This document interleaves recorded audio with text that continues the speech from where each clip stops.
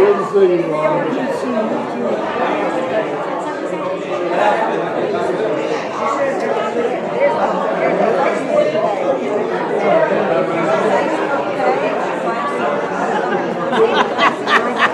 You're going to have to get front door. All right, you're all right. I feel like somebody looking over your shoulder. I am. You know,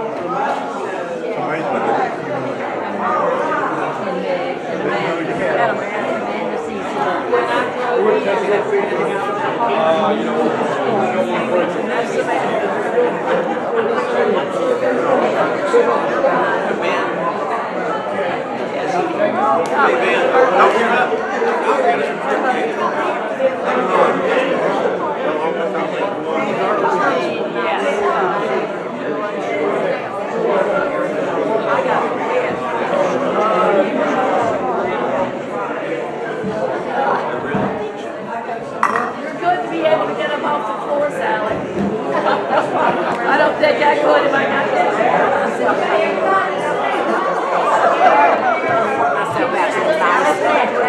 It's hard to smile and just leaking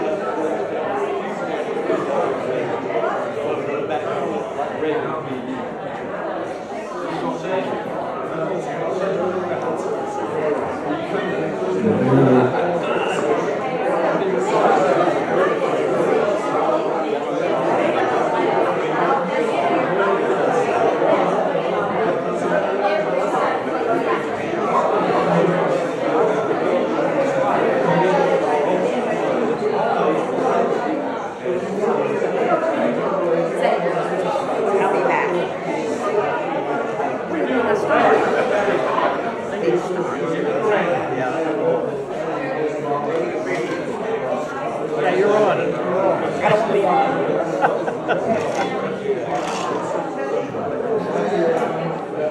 All right, everybody, have your attention.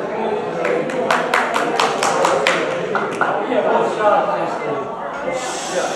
We just want to welcome everybody stop. coming this weekend and all the hard work Just a minute. ladies put in, and Malcolm and I especially. We worked on this one. yeah, we had several beers over Malcolm called and said that they wanted us to come up in front of everybody and do 15 minutes. I said, of what? I said, Jay Leno doesn't do 15 minutes. This is not going to happen. Yeah, we don't really have a routine. We do on Saturday nights, but that's different. We didn't do it. We're just glad everybody could make it, even those that we don't recognize. Thank God for these name tags. But make sure they're facing out. Makes it tough. Makes it tough. And we would like to have just a moment of silence, if we could, for the people on this board up here. That's I didn't realize there'd been that many people that we have lost.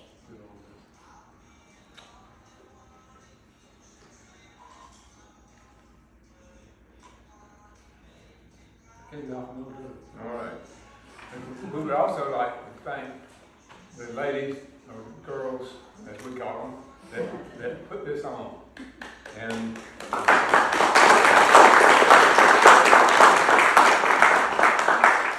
Sally Caldwell, I'm using everybody's maiden name.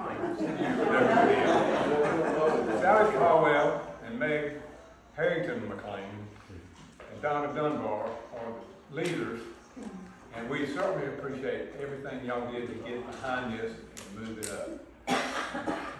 And also in this group, Diane Pravat, Colleen McCarthy, Teresa Britt, Amanda McCarthy, Sherry Bailey, Susan Wilson, Claudia Williams, Ron Tate, and Johnny Atkins. What the hell is Johnny Atkins? I don't know what I'm doing in that business. He's buying dinner for everybody tonight. It was all those good-looking women. And another word of appreciation from Bill French, I understand, got him behind this, and it was actually him that spurred this on. And we'd like to welcome Sheila French and his sister Mary. And we're just glad y'all showed up. Yeah. Thank you. We were, what was next one? Would anybody like to share any story or anything you remember that you think everyone would enjoy, or some of them would enjoy? An old story? Or if anybody would enjoy it. Can we talk about Charles? Yeah, thanks, fine. I won't tell it, I'll but tell next you. company. I was going to tell Malcolm, I thought we should ask if you had some really good memories of high school. Can't share those.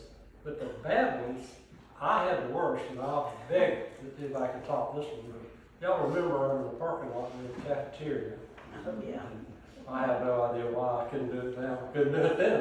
I ran up a little fence and was running and popped up to stand on the parking lot pole, or parking pole. Missed. Boom! I thought that Yeah. pole was in front of the band room. No. Well, No. I wouldn't play. Anyway, that was the worst memories I had. Everybody raised their hands and was there that day and saw that and just. Oh, I still have nightmares about it. I know. That was a memory that was all shared. I remember going to the hospital and seeing this guy. Yes. Was he pitiful or what? He was pitiful. I didn't understand it at all. I remember being in the hospital. Yeah. You were pitiful.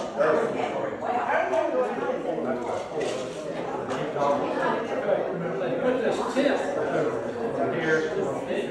Yeah. Dog was obsessed.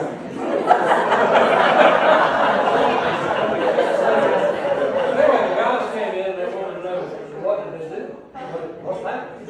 And I said, it's gone. Hell now, I hit the floor.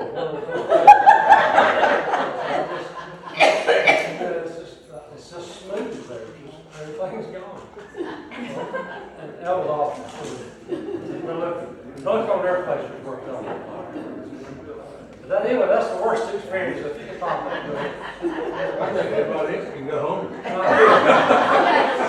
Y'all will know I'm not a lady after this, but one of my memories that I think everybody probably can share is I was in the main building of the high school, and who was in was it Jenny's mama that was in the science building that was kind of separated from, I'm blushing already. The study hall. No, about the study hall? No, it was like a physics or science or TV science. it was something.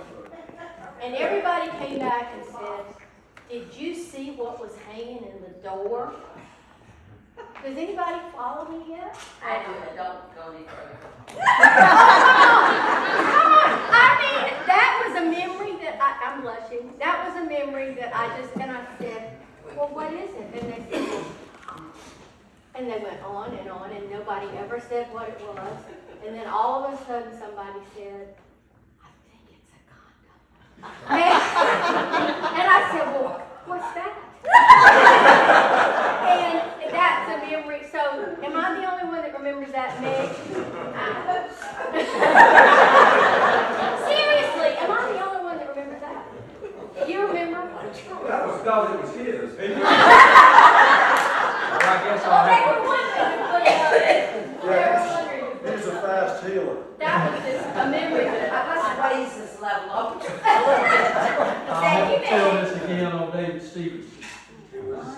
22nd, 1963. We were in the study hall there, and I think Miss Truslow was keeping it on the south side of the. Miss Fraser. Miss Fraser. Was she keeping that? Yes, that was Miss I Fraser. missed that. Anyway, David Stevens comes in the back door toward the old gym over there. He's hollering, "The president's been shot. The president's been shot." And he had called Wolf so many times, nobody believed it.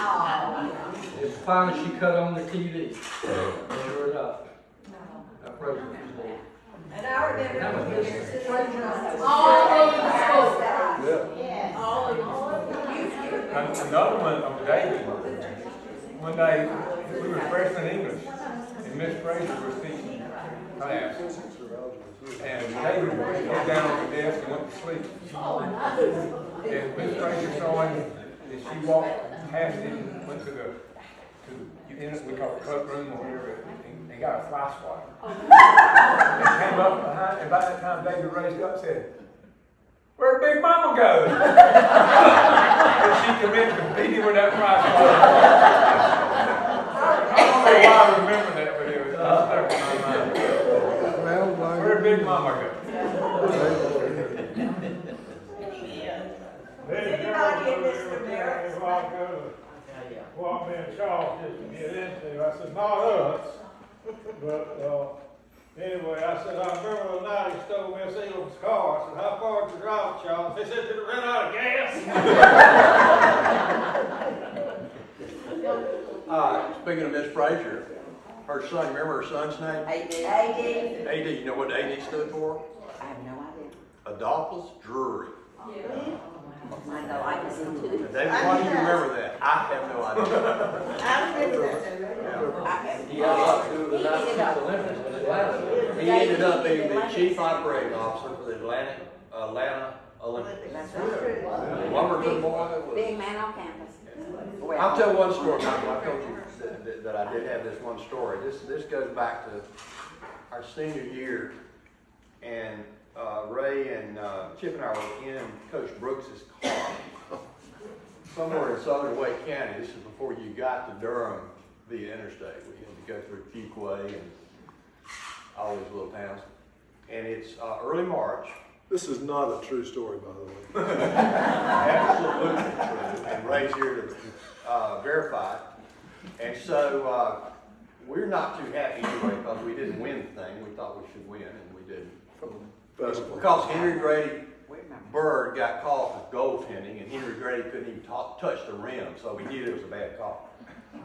Anyway, Chip did what Chip does in a closed car in probably a 35-degree night. And Coach Brooks kind of looked around and lowered all the windows. So for about, I don't know, 5, 6, 7 minutes, we're freezing. Finally, he rolls the windows back up. About 10 minutes later, Chip does it again. And we're still in southern Wake County, heading for Lumberton. Temperature couldn't have been over 40 degrees. We rode all the way back to Lumberton with the windows down. Where's Ray? He's gone. I didn't make that up, did I? No, you didn't. But the truth is, they still don't know who did it. Yeah, right. Windows in the car were fogged up and the smell was approaching.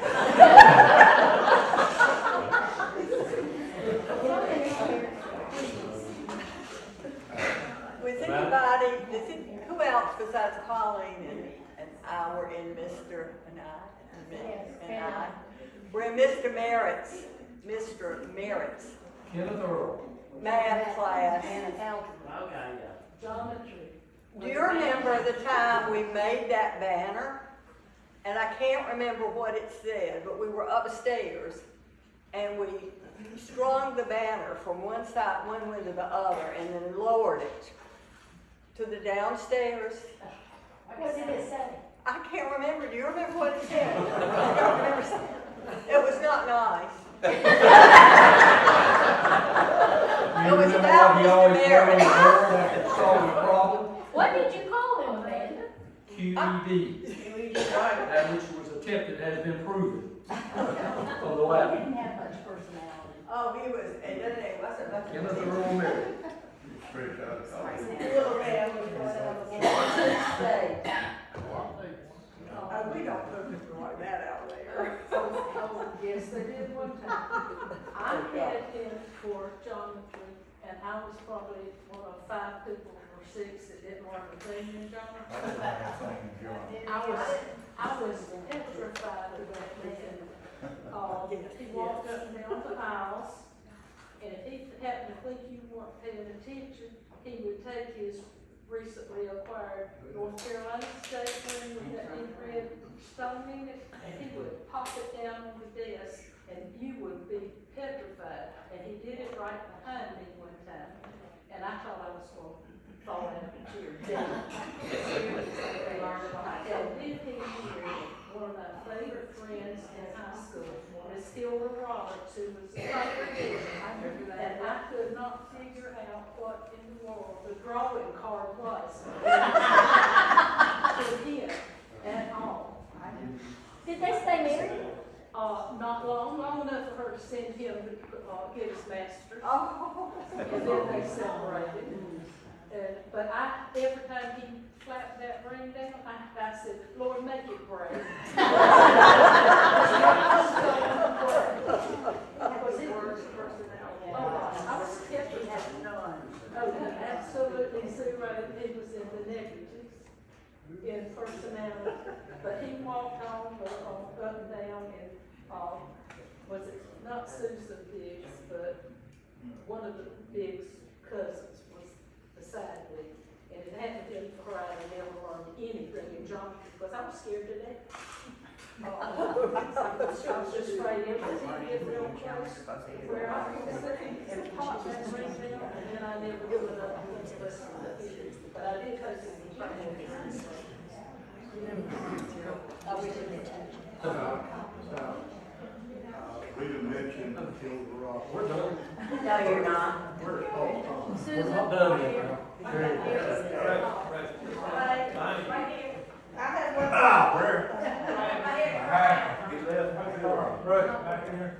Let me verify this story. A lot of times, she'd pick you up wherever you lived and you went home. The big qualifying was you go to White Lake and turn around and come back. But I heard the story that you became the driver and you were one of the few that got second gear in that Dodge. Is that a true story? Or you were expelled after that episode? Just put on,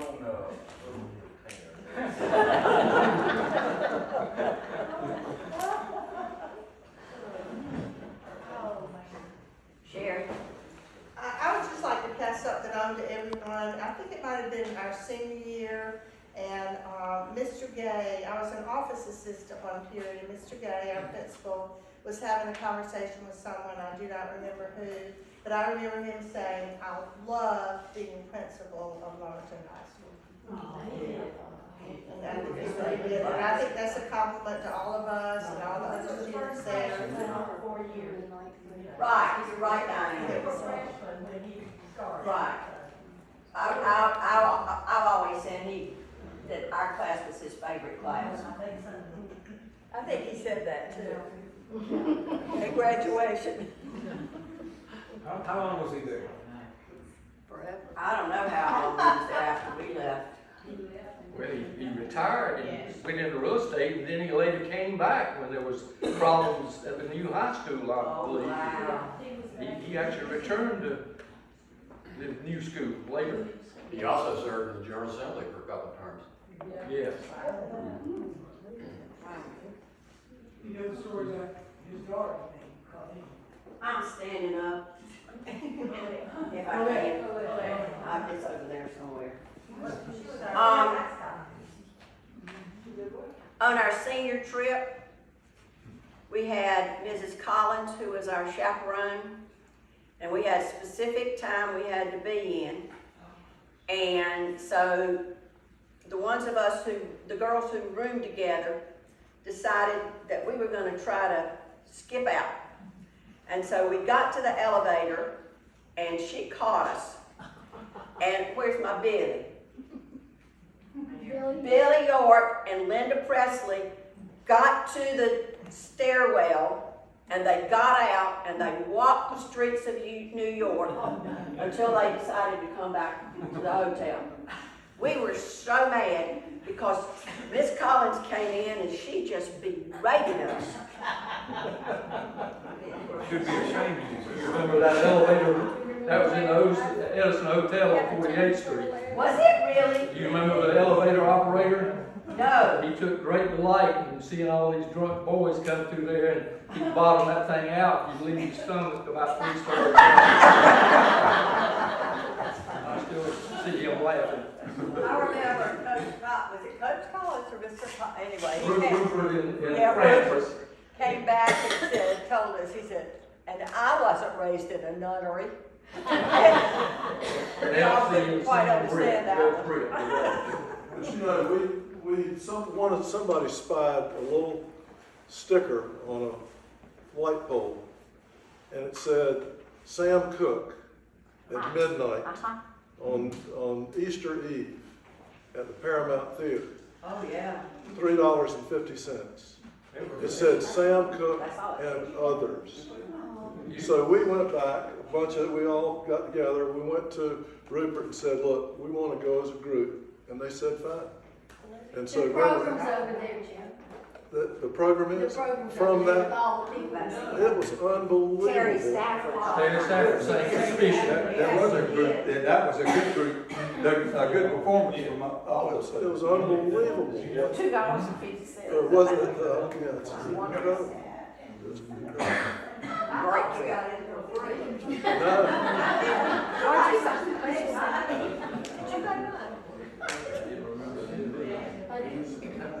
Do you remember our Shakespeare's birthday?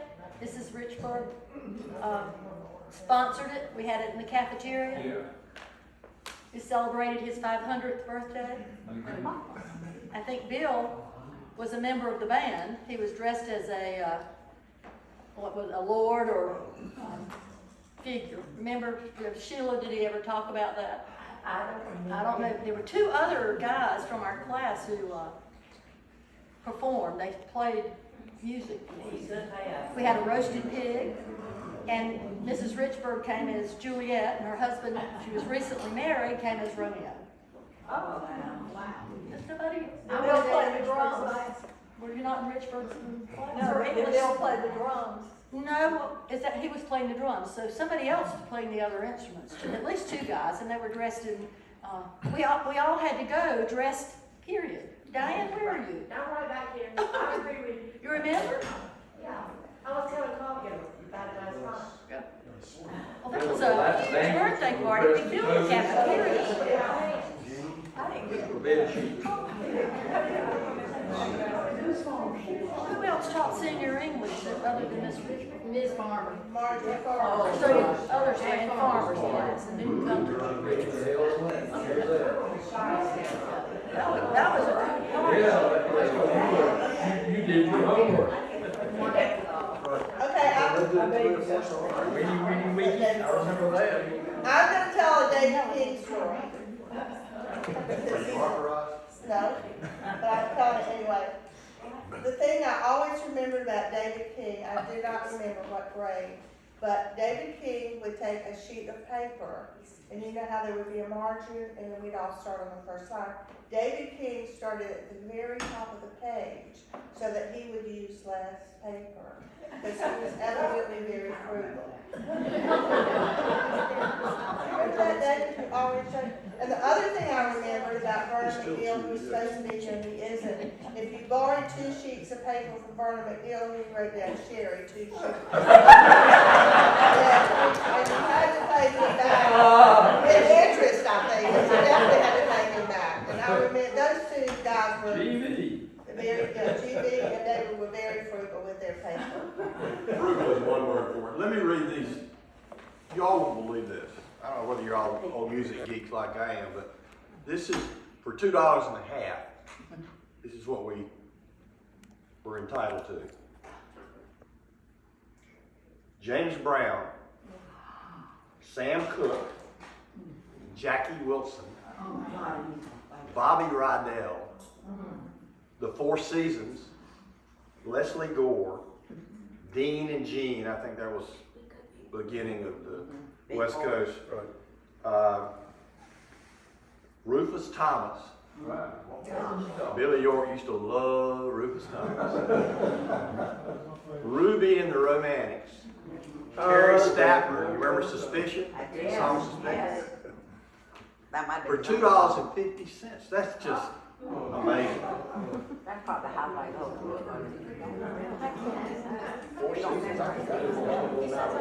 You would they? If I was there, you wouldn't. Like Rick was there, I was there.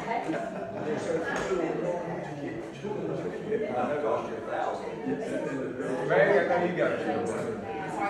No, you have still cheese. Got lots, which one? Which one? You want one? Somebody help me. I mean, I've got lots, but I don't have to share with all of y'all.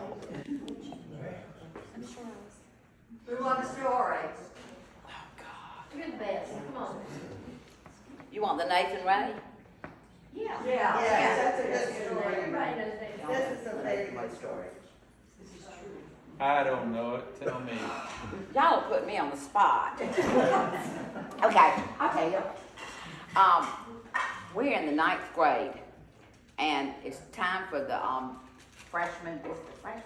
Yes, the freshman dance. Y'all remember we used to have freshman, sophomore, then junior, senior? Well, I had this crush on a guy, y'all don't even remember him. His name is Nathan Ray, and he was a basketball player. And he never said a word to me, he didn't look at me, he never, nothing. But I quietly liked him.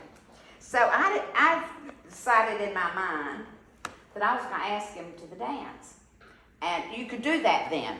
You could ask, come on, y'all know you could do that then. You could ask if you wanted to. So I asked Daddy. I said, Daddy, I'd really like to ask, is anybody kin to Nathan Ray, by the way? Are you going home to tell this story? Oh, God. It doesn't matter. It's been 50 years ago.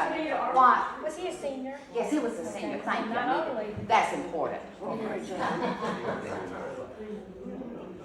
So I asked Daddy, I said, do y'all really want to hear this? Yeah.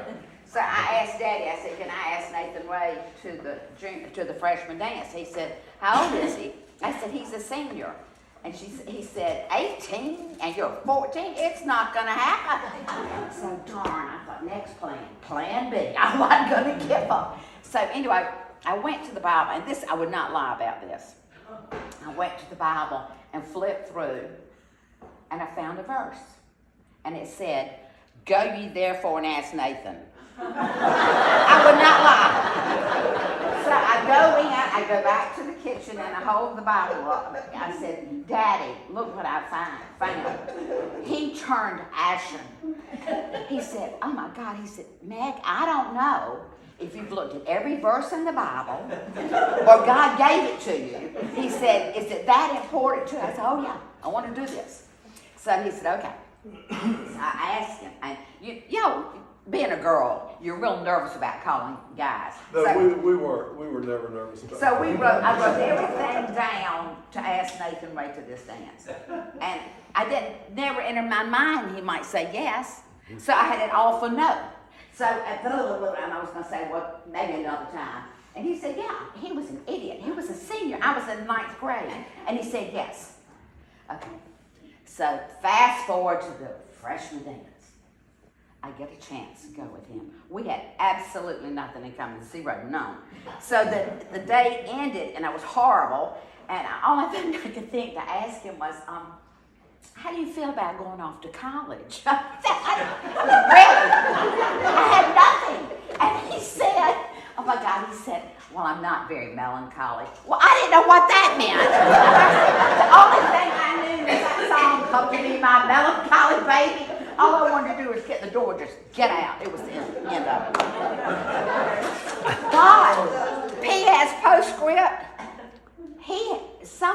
Sally sent it to me. He's retired, he's in Lumberton somewhere. And I'm gonna find him again. And I'm gonna tell him that I've had this lovely joke for him on him for 50 years. Was that too much? No. Hey, tell a story about the time John McClain picked you up. Oh, God, yes. Silence. Yes, that's a good story, they tell that one. Y'all just like me, that's why. Y'all, John McClain, you have to admit, one of the greatest guys ever. Everybody loves John. I was in 6th grade, and we went to Sunday, and Linda Livermore had a dance. And we're 12 years old. And I remember I was supposed to go with John. I did go with John. He came and picked me up and put me in the car. I'm sitting, y'all were real tall, okay, with this big. And I look over there, and here's John right here at the steering wheel. I said, John, you're 12. You can't drive. And he said, yes, I can. The cops have been chasing me. I'm going. Oh, my gosh. I thought, we're in trouble big time. We're this high in this car. We shouldn't even been in there. So the next, he cranks the car up. He puts it in drive.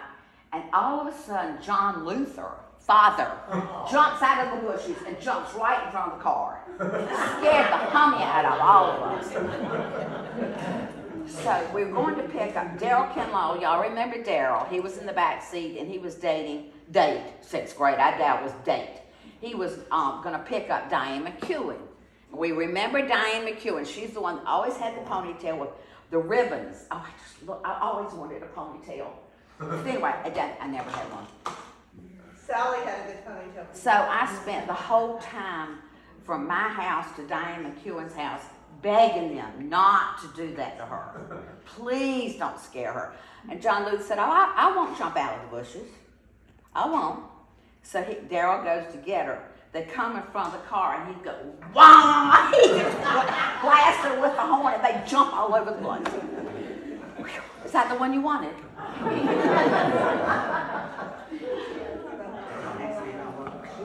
I'm done. Well, thank you. You're welcome. Well, speaking of John McClain, I've got a John McClain story. Good. Maybe two. This was not during high school though, it was postgraduate work. We were down, we borrowed his sister had a Corvette, convertible, and John borrowed it, and we went down to Myrtle Beach one weekend. This was like in 71. We went, first place we stopped was the A&P right in front of North Myrtle Beach or Ocean Drive then, and got us a case of beer. We'd already had some to go down there with, and the floor was covered in the front with empty beer cans. We got that case of beer, and right out in front were two girls, and we asked them if they wanted to ride on the back of the Corvette, like, beauty queens. They did, and we pulled out of the parking lot, and the first thing we passed was a Myrtle Beach Police Department car. And we could tell the way they were looking that they were looking for us. Did you have the girls on the back? They were riding on the back. Like the beauty queens waving. Right. And they were waving at the police.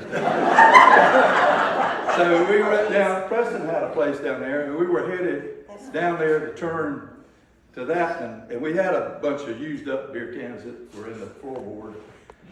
And I was throwing them out the door just as fast as I could because we figured they were going to catch us. And they did. They got us the block before we got to Preston's house.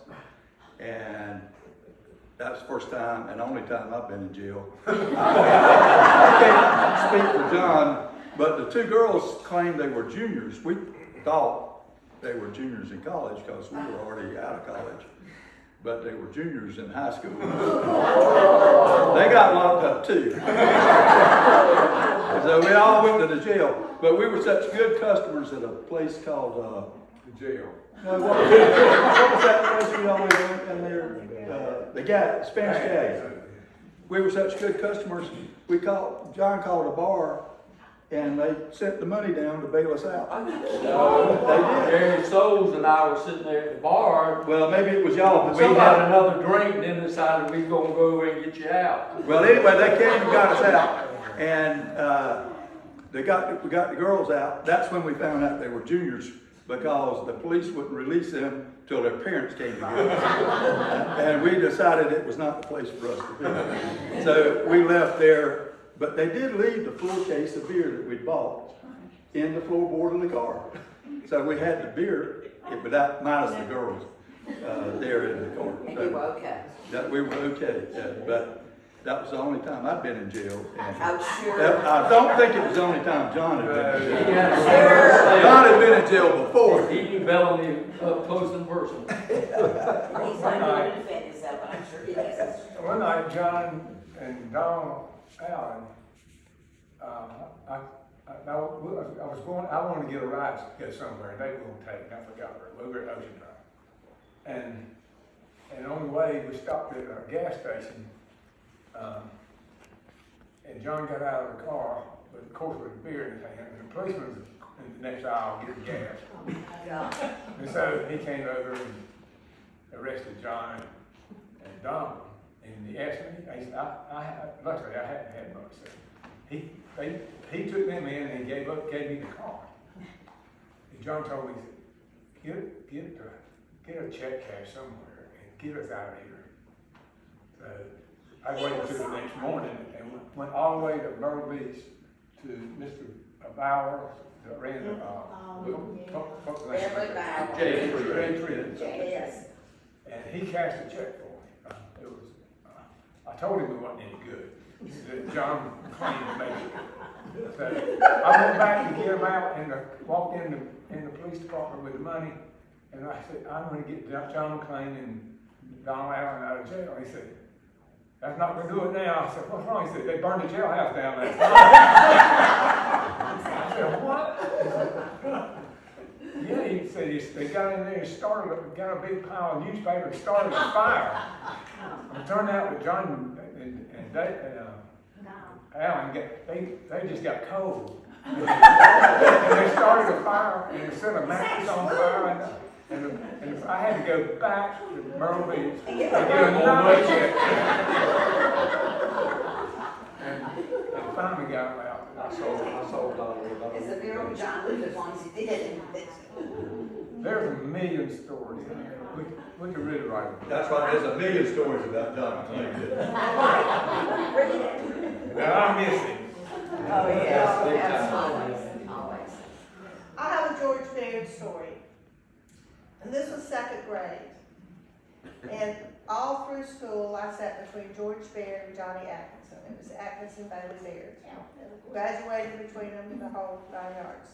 So my mother was our teacher in second grade. That's a whole other story how that happened. And it was not fun, because she would not let me do anything fun. But anyway. So George is in the class, and his parents were supposed to go to some kind of convention Dr. Baird had the bet somewhere. So Mrs. Baird came to school one day to pick up George, and she's telling my mother they could not go to the convention because whoever was supposed to stay with George and his sister Norma couldn't do it. So my mother said, well, George and Norma can stay at our house. It was just 3 or 4 days. Okay. So they come to stay at our house. So we're having supper one night, and George is going to ask the blessing. And I vividly remember he went on and on and on. Thank you, God, for elephants. Thank you, God, for spigots that give us water. Oh gosh, those are 2 things I've never forgotten. So I think it was the next night, George is sleeping on the sleeper sofa in the living room.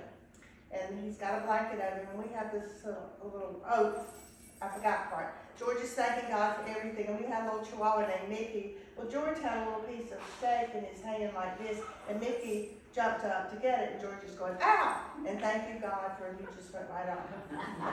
The next night, George is in bed, and he has this blanket over him, he's cold, and all of a sudden it's, help, help, help, something heavy's on me, help, help.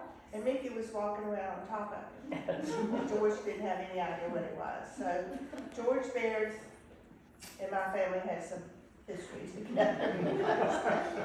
But it was Saturday, that's good. That's great, I appreciate everybody. I guess the thing that I told Malcolm when I called him is I said, you know, I think there are a lot of people who grow up and they don't have the connections that we do. I mean, all of us, A to D or E, were always together. E to whatever was together. You know, we were all alphabetical for all those years. And we know each other through church, we knew each other through homerooms, we knew each other through classes. And they don't have the connection that we have. And I'm very thankful for it. And it means a lot after all these years too.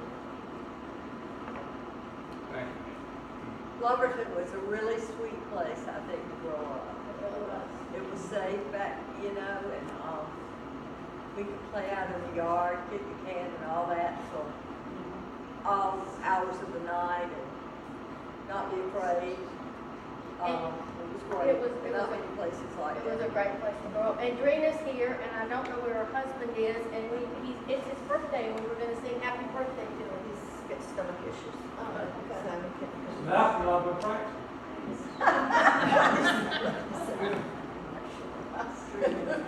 He's not here today? No, he's got stomach issues. Well, we'll call him tomorrow. Yeah, his birthday was yesterday. Oh, okay, sorry. But thank you guys, we appreciate that, thank you. And everybody, there's a lot of food and a lot of drink, and enjoy each other, and we thank you for coming, and I thank you all. I mean, I got so much help from so many different people helping me with rewriting that book that Johnny and the last reunion committee worked on. It was fantastic. So everybody that called me and told me stuff, I appreciate it. I really do. And a lot of people wouldn't have had that, you know? They wouldn't have had that. You did a great job.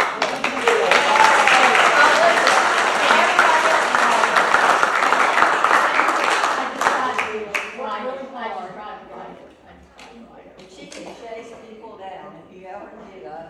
And she knows all the stories. She's a girl. And I enjoyed the stories. I mean, I got a new Facebook friend. Sandy Ward's wife is now my new Facebook friend, and so we've got a lot of new connections. So that's good.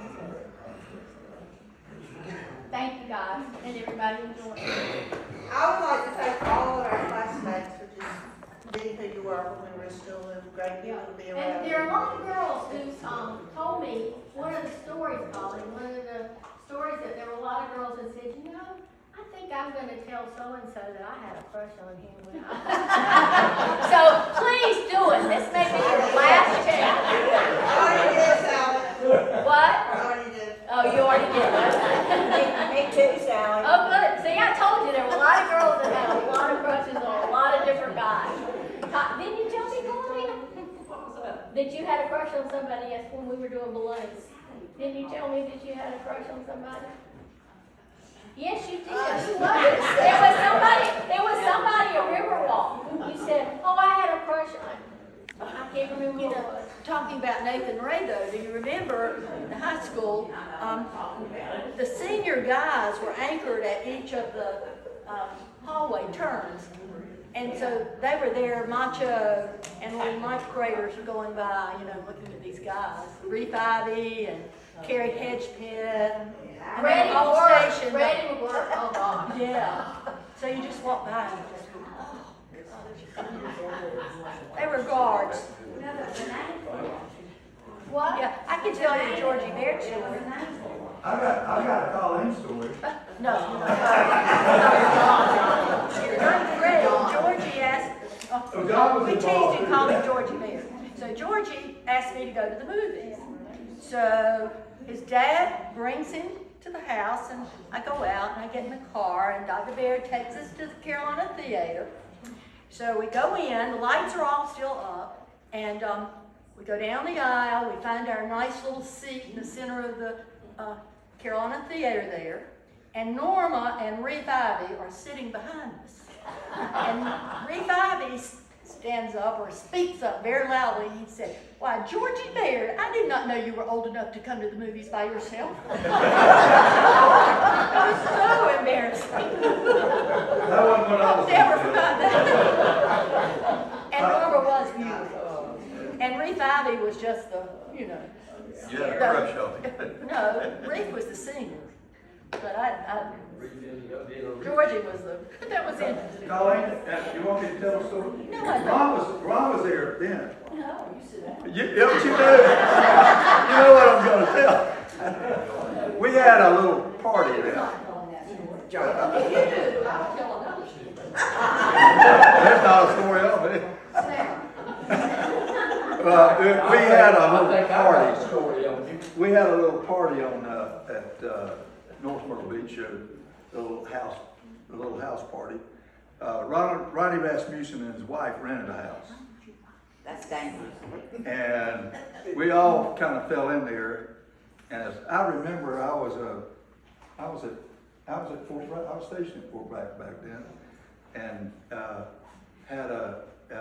bought I don't know whether you know what a Texas Fifth is, but it's you were there. I read about it. Yeah, you were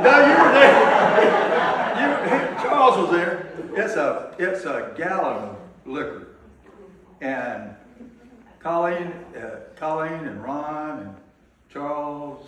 I think Charles was there. Malcolm McGrath was there, I know. And John had a cousin. John was there, and John had a cousin who was a dwarf. You know, he I remember from Rayford. Yeah, from Rayford. I remember. And he was a good guy, fun guy to be around. Anyway, he was there. And Ronnie Rasmussen and his wife were there. And we started playing poker on the dinner table. And when we finished, there was nothing left in that Texas Fifth of Seagram 7. I mean, a gallon of liquor was gone. And the deal was if you lost, you had to take a shot. And Colleen denies it, but I'm pretty sure after I staggered around the place there, I saw her and Ron in the bathtub. In the bathtub. We locked ourselves. But she denies it to this day. We had to lock ourselves away so that we didn't see what was But going on. anyway, I woke up in the backyard laying face down in the dirt. And they took John's little his They rolled him up midget in a cushion. rug. They rolled him up in a I rug. carried him outside.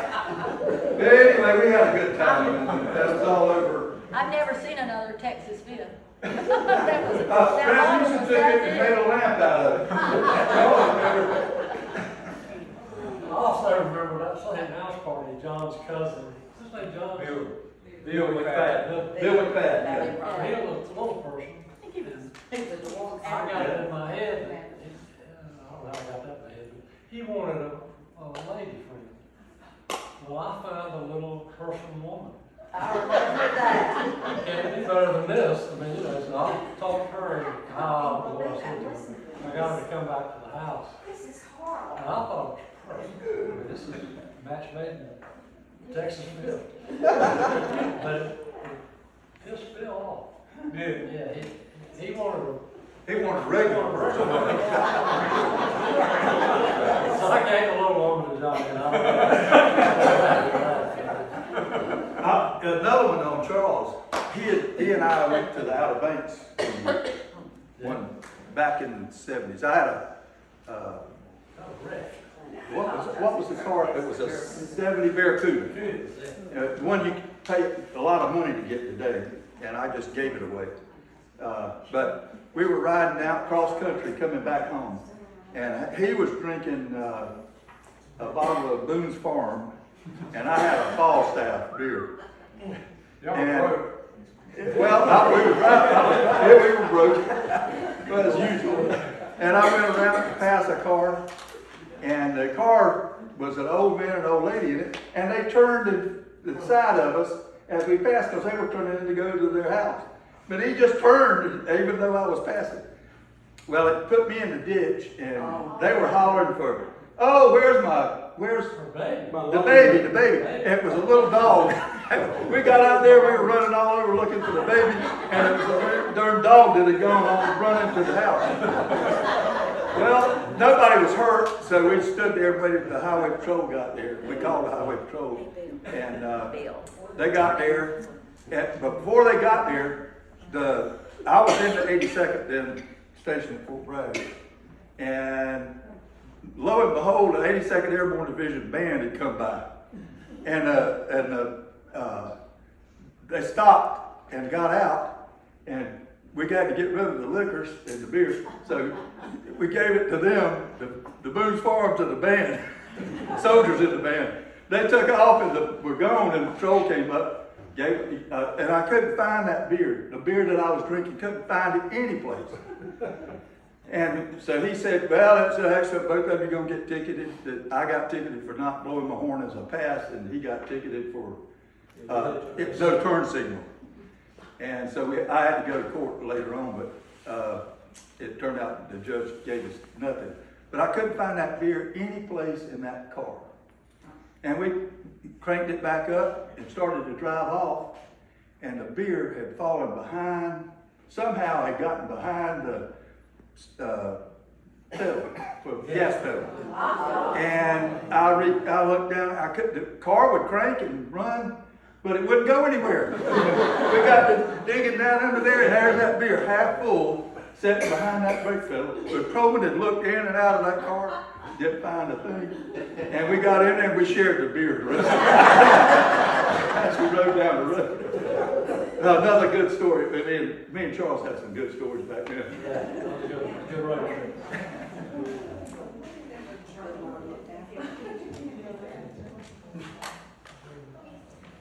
I have one other person I would like to mention. I happened to be talking to Sam Money. You all remember him, about coming to this reunion. He had not missed one previously, but he said he would not be able to come to this one due to health reasons. He lost his wife, I think, in December. So I'm sure if anyone ever would like to just give him a call and chat, that he would appreciate that, because he couldn't be with us today. I worried about him all last night. I told Deb.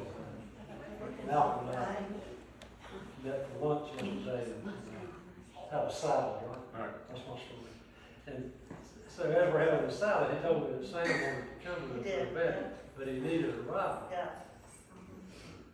Well, then I'm mad all night long because one of this great crowd didn't give him a ride. Well, and if I had known, I would have gone home, but I didn't know about it yesterday. no, it had Now been that's arranged covered. for, That's good. I think Mr. Payne right over here had agreed to give him transportation or whatever, didn't you say you would be able to do that? Anyway, and when I called him to make sure that he still wanted to come, this was several weeks ago. Well, I forget you. He said, no, he could not come for health reasons. So. Charles, I called him, And I think about a they week called ago and had a nice conversation with him and let him know that Mr. Pate was willing to be Mr. Uber. And he was very appreciative of that, but he has shortness of breath that has something to do with his heart and just didn't feel up to it. But I think the fact that Sherry called him and people were worried about him and Ronnie was willing to carry him and everything, I think that meant a lot to him. So, I miss him too for some reason. I don't know why. I think about the fact that he got up at 5 a.m. to drive a bus when I could barely haul my sorry rear end out of bed to get to school. And he did it for a couple of years. That's pretty remarkable. Sam on our senior trip somehow, were you in on that room? Sam, anyway, Sam's in the room, but I was in it too. I don't remember who else was in there. Eddie West. Eddie West. It was Eddie West. I remember that room. Eddie might have had a drink or 10, I don't know. I remember Sam laying there in bed and had his little pajamas buttoned up. He said Tick tock. too. And he didn't go with us wherever we've been. 4,100 bars. And Eddie went there with one of them. And we get back anyway, we throw Eddie in the bed, and Eddie just slams his arms out and smacks Sam right in the face. We're even waiting. That before after Eddie went raised up and Eddie called said somebody. That'd be hilarious. Eddie said he heard something about it. He called Ralph, and then he told me about it. That was after he was walking down Fifth Avenue over there with an umbrella, chasing pigeons. You better Watch out. Hey, you better watch out. Well, that's our 15 minutes. That's it. That's all. Seems like there's more guy stories than there are girl stories. We need more girl stories. They did a in the South. Beer drinking, we've always so good. Miss Sally wanted to know what that was. Come on, girl. She was 27 years old. Come on, Susan, you got a story. Y'all did lots of food last, so please eat up and drink up, and we're just glad you came. Thank you too for hosting.